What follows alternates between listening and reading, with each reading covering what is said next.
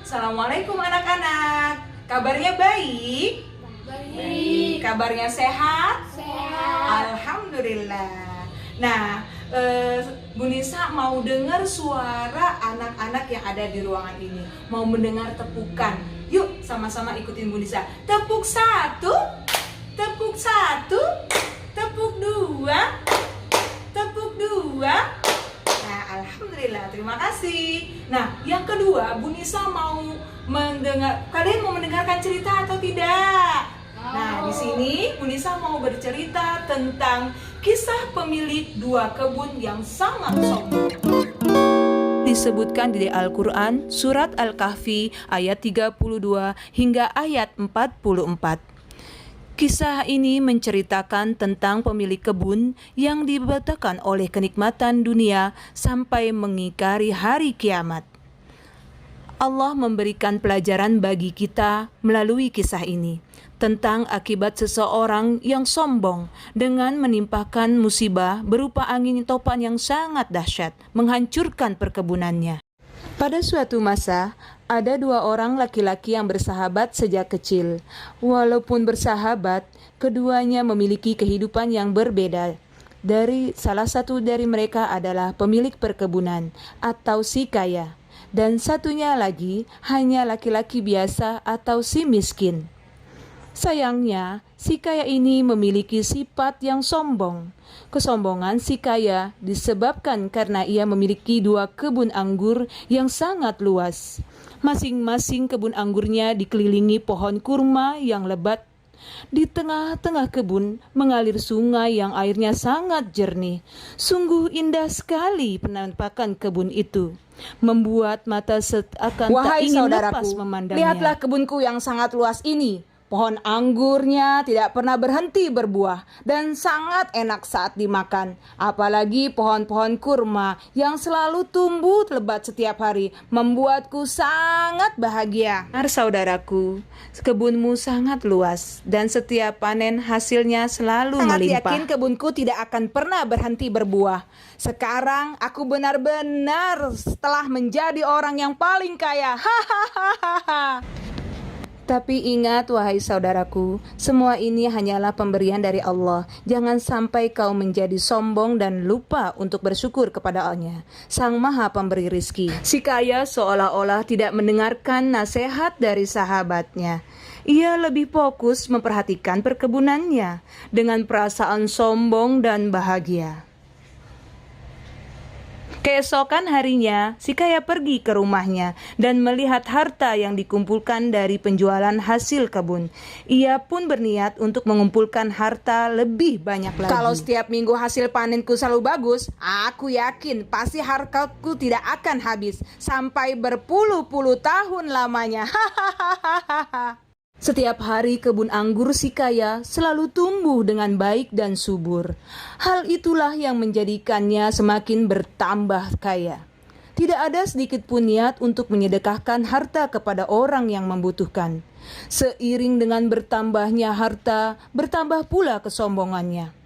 Suatu ketika, si miskin datang berkunjung untuk menasehatinya dengan bahasa yang halus, tetapi si kaya merespon dengan kata-kata Aku tahu yang kau iri menyakitkan. dengan kehidupanku. Hartaku lebih banyak daripada hartamu, dan aku memiliki banyak anak buah yang membantu. Sama sekali tidak, wahai saudaraku. Walaupun hartaku lebih sedikit dan tidak memiliki anak buah sepertimu, aku hanya khawatir kepadamu kelak di akhirat. Aku kira hari kiamat tidak akan pernah terjadi. Seandainya aku mati, suatu saat nanti pasti Allah menempatkanku di tempat yang jauh lebih baik dari kehidupanku sekarang. Jadi kau sekarang mengingkari adanya hari kiamat? Apa kau juga mengingkari Tuhan yang menciptakanmu begitu sempurna? Sudahlah, diam saja. Aku tidak akan mendengarkan nasihatmu lagi. Tidakkah kau lupa mengucapkan Masya Allah, la haula wa la quwata illa billah saat memasuki kebunmu? Ucapan itu adalah salah satu ungkapan syukur kepada Allah atas semua kenikmatan ini. Segeralah bertaubat wahai saudaraku kepada Allah sebelum semuanya terlambat. Si kaya tetap tidak mau mendengarkan nasihat si miskin. Ia mengusir si miskin karena merasa sahabatnya terlalu iri dengan semua harta yang dimilikinya. Setelah kepulangan si miskin, si kaya tidak berhenti untuk memamerkan hasil kebunnya kepada orang-orang di sekitarnya. Ia menjadi sangat sombong dan angkuh dari sebelumnya. Malam hari itu, hujan turun dengan sangat deras. Suara petir menggelegar di langit. Anehnya, si kaya sama sekali tidak terbangun dengan suara itu. Ia malah asik tertidur seperti yang disebutkan dalam surat Al-Kahfi ayat 40. Dan dia Allah mengirimkan petir dari langit ke kebunmu, sehingga kebun itu menjadi tanah yang licin. Keesokan harinya, si kaya terbangun dari tidurnya dengan puing-puing rumah yang hancur dan hartanya lenyap tak tersisa. Kemudian ia teringat akan kebunnya dan bergegas pergi ke sana. Sampai di kebunnya, ia tidak mendapatkan apa-apa selain kebunnya yang hancur hampir rata dengan tanah. Si kaya mulai menyesali kesombongan selama ini. Ya Allah, kenapa semua ini bisa terjadi? Sekiranya dari dulu aku tidak pernah mengingkari nikmat-Mu dan mendengarkan nasihat sahabatku, pasti Engkau tidak akan menimpa musibah ini. Sungguh, hamba menyesal atas apa yang telah hamba perbuat, ya Allah. Penyesalan itu sudah tidak berguna. Semuanya sudah terlambat. Seperti yang disebutkan dalam Al-Quran surat Al-Kahfi ayat 43, yang artinya, dan tidak ada lagi baginya segolongan pun yang dapat menolong selain Allah, dan tiada pun tidak dapat membela diri. Demikian akhir dari kisah cerita pemilik kebun yang sombong.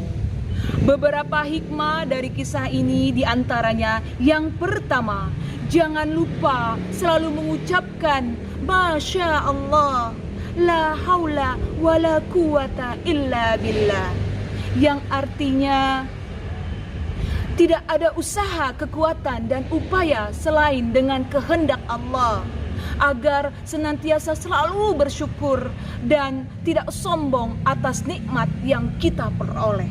Akibat dari sikap sombong ini dapat membuat kita akan lupa terhadap Allah Subhanahu wa Ta'ala, seperti tidak percaya akan hari kiamat. Kehidupan di dunia ini hanyalah sementara. Jadi jangan sampai kita dibutakan oleh kemewahan dunia, padahal kehidupan di akhirat yang kekal sudah menunggu kita. Wallahu a'lam bishawab. Itulah kisah cerita dari saya. Kurang lebihnya mohon maaf.